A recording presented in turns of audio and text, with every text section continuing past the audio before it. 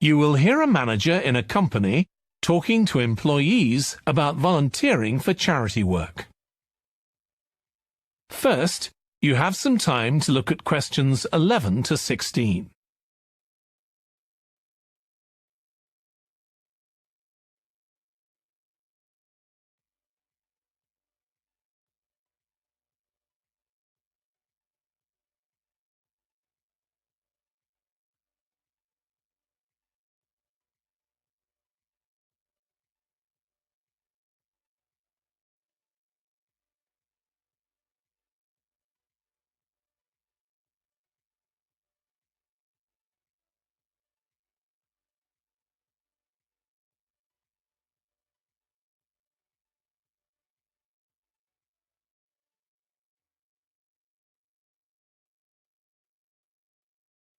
Now listen carefully and answer questions 11 to 16. Thanks for coming, everyone. Okay, so this meeting is for new staff and staff who haven't been involved with our volunteering projects yet. So, basically, the idea is that we allow staff to give up some of their work time to help on various charity projects to benefit the local community. We've been doing this for the last 5 years, and it's been very successful. Participating doesn't necessarily involve a huge time commitment. The company will pay for 8 hours of your time. That can be used over 1 or 2 days all at once, or spread over several months throughout the year. There are some staff who enjoy volunteering so much, they also give up their own free time for a couple of hours every week. It's completely up to you. Obviously, many people will have family commitments and aren't as available as other members of staff. Feedback from staff has been overwhelmingly positive. Because they felt they were doing something really useful, nearly everyone agreed that volunteering made them feel more motivated at work. They also liked building relationships with the people in the local community and felt valued by them. 1 or 2 people also said it was a good thing to have on their CVs. One particularly successful project last year was the Get Working project. This was aimed at helping unemployed people in the area get back to work.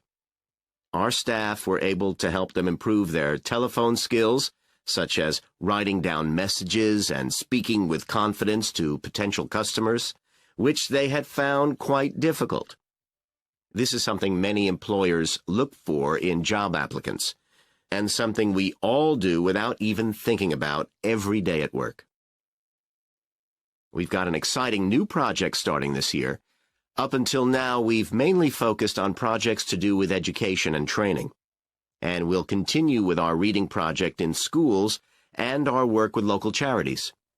But we've also agreed to help out on a conservation project in Redfern Park.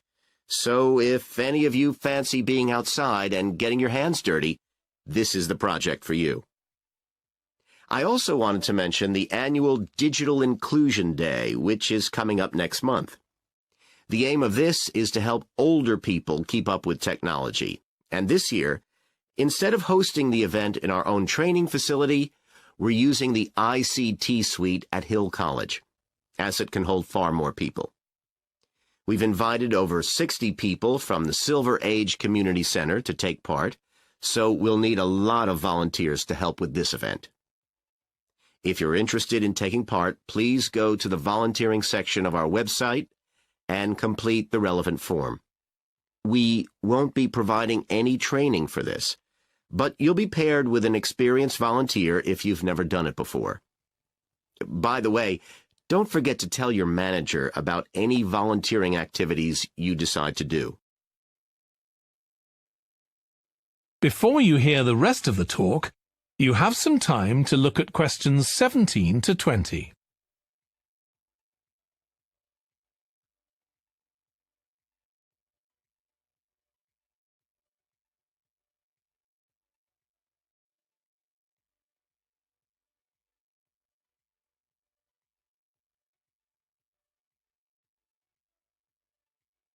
Now listen and answer questions 17 to 20. The participants on the Digital Inclusion Day really benefited.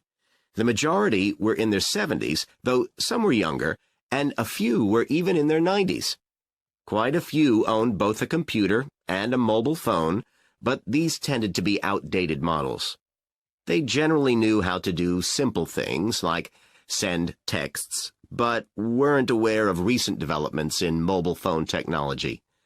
A few were keen to learn, but most were quite dismissive at first. They couldn't see the point of updating their skills. But that soon changed.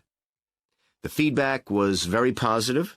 The really encouraging thing was that participants all said they felt much more confident about using social media to keep in touch with their grandchildren, who prefer this form of communication to phoning or sending emails.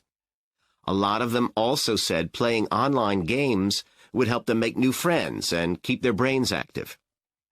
They weren't that impressed with being able to order their groceries online, as they liked going out to the shops, but some said it would come in handy if they were ill or the weather was really bad.